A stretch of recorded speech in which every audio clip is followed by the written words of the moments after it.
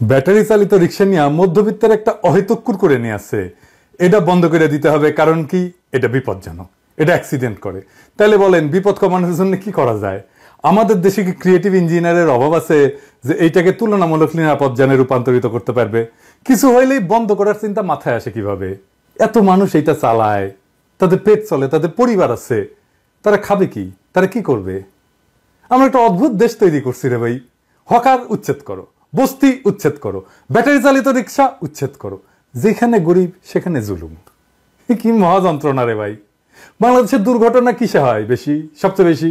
জানেন? জানা আছে 2023 সালে সবচেয়ে বেশি দুর্ঘটনা হয় সড়কে মোটরসাইকেল দুর্ঘটনা, 2031টা।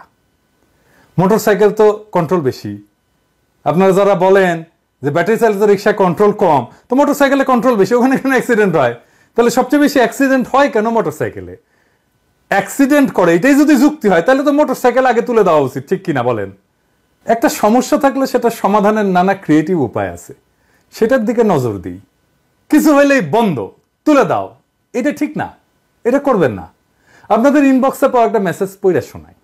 ভাই একটা কথা বলার ছিল, জানি আপনি আমার SMS দেখবেন কিনা জানি না, তবে আশা রাখি অবশ্যই দেখবেন। হুট করে হাইকোর্ট ব্যাটারি চালিত রিক্সা বন্ধের নির্দেশ দেয়। এতে আমার মতো লাখো মানুষের খারাপ সময় শুরু হয়ে গেছে। পরিবার নিয়ে কই যাবো, ঘরে খাবার নাই, টাকা নাই। আমি একজন শিক্ষিত বেকার। ভাই এমন পরিস্থিতি হয় মনে চায় আত্মহত্যা করি, আর পারতেছি না। এ বিষয় নিয়ে কেউ কথা বলে না। একটা কথা সবাইকে বলি, উপদেশ হিসাবে নেন, পরামর্শ হিসাবে নেন, যে হিসাবেই নেন না কেন, একটা জিনিস মাইনে চললে আপনার ভুল কম হবে। দেখেন, আপনার চাইতে যে দুর্বল তার উপরে কখনো চড়াও হবেন না।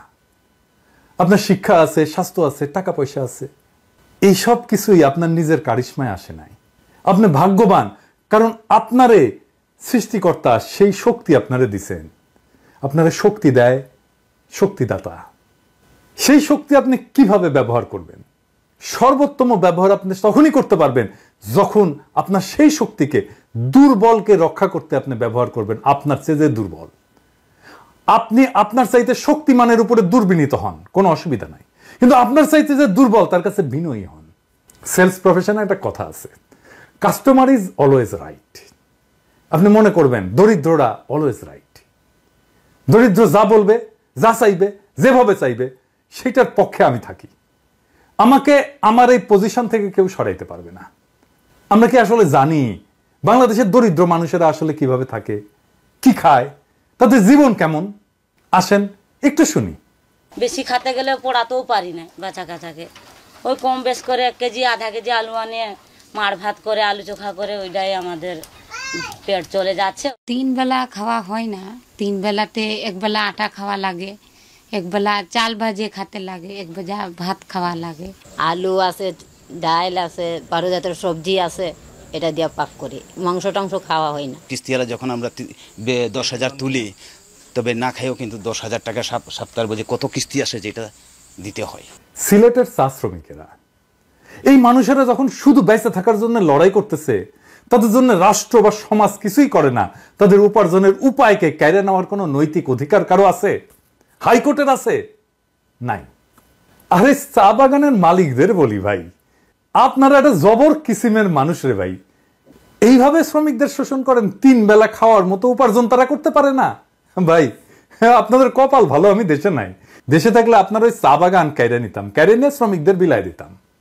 এখনো সময় আছে, এইদিকে নজর দেন। কিভাবে করবেন? সরকারের সাথে আলাপ করেন, শ্রম মন্ত্রণালয়ের সাথে আলাপ করেন।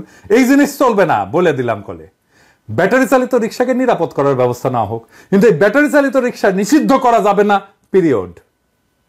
এবার আসেন আমরা একটা দারুণ আইডিয়া নিয়ে কথা বলি। বিপ্লবকে কিভাবে আমরা সারা দুনিয়াতে ছড়াই দিতে পারবো, বাংলাদেশকে কিভাবে একটা রিব্র্যান্ডিং করতে পারবো এই বিপ্লবের ওসিলায়। আসেন সেটা নিয়ে কথা বলি। প্রফেসর ইউনূসের সরকারের প্রত্যেক মন্ত্রণালয় তার কাজের মধ্যে দিয়ে জুলাই অগাস্ট বিপ্লবের চেতনাকে অনন্য উচ্চতায় নিয়ে যেতে পারে। প্রত্যেকটা মন্ত্রণালয় না মূর্তি বানায় না, টাকা খরচা করে দিবস পালন করে না, বরং ওই মন্ত্রণালয়ের একটা গভীর এবং জটিল সমস্যাকে সৃজনশীলভাবে সমাধানের মাধ্যমে।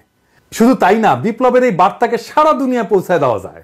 এমনকি আমরা দুনিয়ার একটা সমস্যা পুরোপুরি সমাধান করে দিতে পারি। জ্বলন্ত সমস্যাকে একেবারে সমাধান করে দিতে পারবো এক কর্মসূচিতে, অনেক সমাধান। এখন আমার ক্ষুদ্র ভ্রাতা আর ভগিনীরা কবে দাদার মাথা মুথা খারাপ হয়ে গেছে, বাংলাদেশ থেকে দুনিয়ার সমস্যার সমাধান হবে, একটা সমস্যা পুরোপুরি সমাধান, এটা কি ছেলে খেলা বললেই এলো? তাহলে আসেন দেখি। আমি আজকে দেখামু একটা পরিকল্পনা স্বাস্থ্য মন্ত্রণালয় নিয়ে।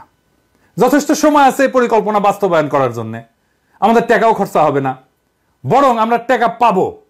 শুধু টাকা পাওয়া না, আমরা সারা দুনিয়ায় একটা পজিটিভ ব্র্যান্ডিং করতে পারবো বাংলাদেশের এবং বিপ্লবের।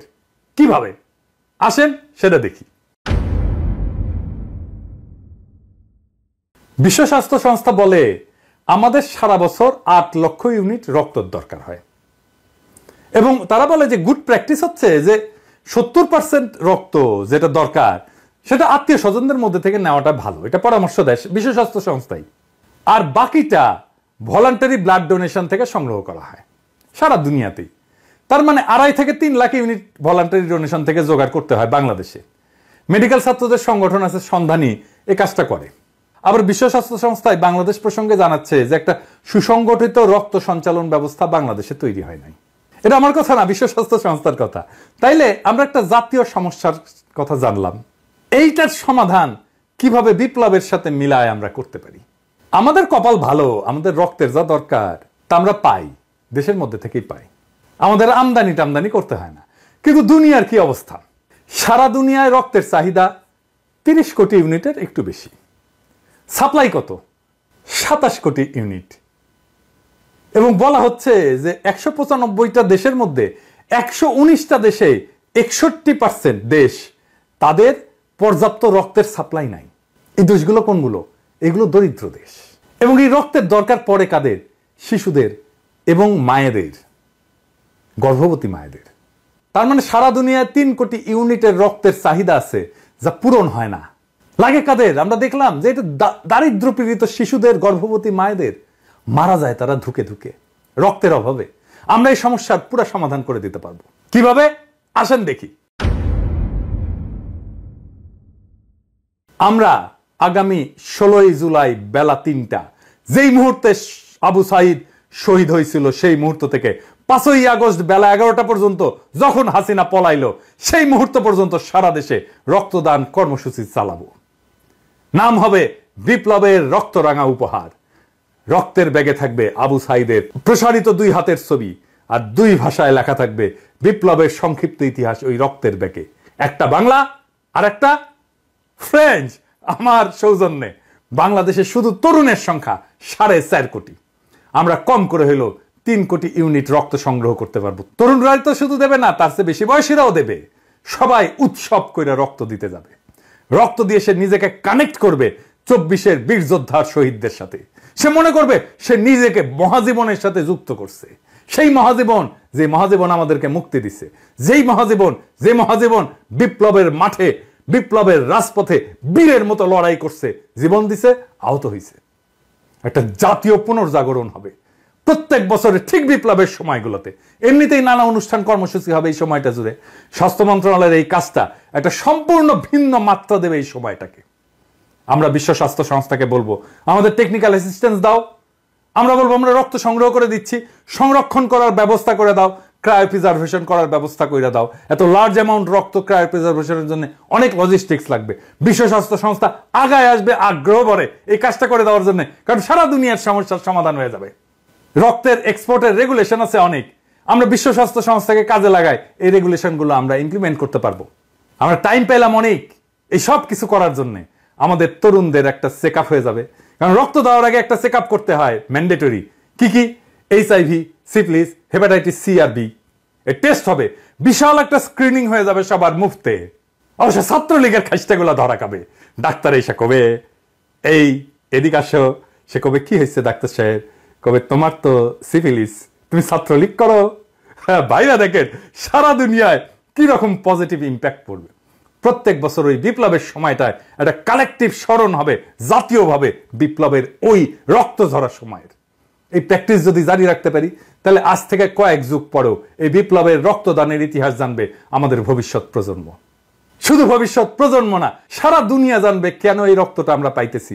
সারা দুনিয়ায় নানা লেখা হবে, নানা জার্নালে আর্টিকেল ছাপা হবে, বাংলাদেশ কি একটা অসম্ভব কাজ করে ফেলছে। যেই কাজ বিশ্ব স্বাস্থ্য সংস্থা সারা দুনিয়া করতে পারে নাই, আমরা সেটা সম্ভব করে দিছি 1 বছরের মধ্যে। কাজটা স্বাস্থ্য মন্ত্রণালয়ের, কিন্তু বিপ্লবকে স্বাস্থ্য মন্ত্রণালয় তার রেগুলার কাজের সাথে একটা ক্রিয়েটিভ ইনপুট দিয়া একটা বৈশ্বিক সমস্যার সমাধান করে ফেলতে পারবে। সারা দুনিয়াতে বাংলাদেশের পজিটিভ ব্র্যান্ডিং করতে পারবেন স্বাস্থ্যক্ষেত্রে। শুধু স্বাস্থ্যক্ষেত্রে না, সারা দুনিয়ায় ছড়ায় যাবে এটা। পত্রিকায় ফিচার লেখা হবে। সারা দুনিয়ার একটা বড় সমস্যার সমাধান করে দিতে পারলে সেটা নিয়ে পত্রিকায়, সারা দুনিয়ার আন্তর্জাতিক পত্রিকায় ফিচার লেখা হবে। সব মন্ত্রণালয়ে এরকম ক্রিয়েটিভ কাজ করা যায়। এই কাজটা যত ক্রিয়েটিভই হোক না কেন, এটা স্বাস্থ্য মন্ত্রণালয় করবে? আমার অনুমান করবে না, 2টা কারণে। যে কোনো ক্রিয়েটিভ পরিকল্পনা তাকেই করতে হয় যে মন্ত্রণালয়কে লিড করে। স্বপ্ন দেখতে হয় লিডারকে, প্যাশন নিয়ে তার ড্রিমকে রিয়ালাইজ করতে হয় তাকেই, লিডারকে। করতে পারলে এই পরিকল্পনা বাস্তবায়ন করলে ভালো, আমি তো খুশি, আপনারাও খুশি। না করলেও অসুবিধা নাই। আমার ক্ষুদ্র ভ্রাতা আর ভগিনীরা দেখলো, ওইটাই আমার লাভ। তারা শিখলো আউট অফ দ্য বক্স চিন্তা কইরা কিভাবে দারুণ সব পরিকল্পনা করা যায়। আমার ক্ষুদ্র ভ্রাতা আর ভগিনীদের মধ্যে কেউ কেউ যখন ভবিষ্যৎ বাংলাদেশের কাণ্ডারি হবে, সেই দিন তারা হয়তো আমার এই আজকের এপিসোডের কথা স্মরণ কইরা দারুণ দারুণ সব পরিকল্পনা করবে। সেই দিন হয়তো আমি থাকবো না, কিন্তু ওই পরিকল্পনার মধ্যেই থাকবে আমার আজকের চিন্তা। ওইটাই আমার অমরত্ব, ওইটাই আমার কালেকটিভ মেমোরিতে বেঁচে থাকা। আমার আজকের ভিডিও আজকের স্বাস্থ্য মন্ত্রণালয়ের জন্য না, আসলে আজকের ভিডিওটা আজকের সেই তরুণদের জন্য, যাদের মধ্যে থেকে আসবে আমাদের আগামী দিনের স্বপ্নের সেই রাজকুমার, যারা আমাদের মতো শুধু নিষ্ফল স্বপ্নই দেখবে না, যাদের সেটাকে বাস্তব করার হিম্মত থাকবে। ইনকিলাব জিন্দাবাদ।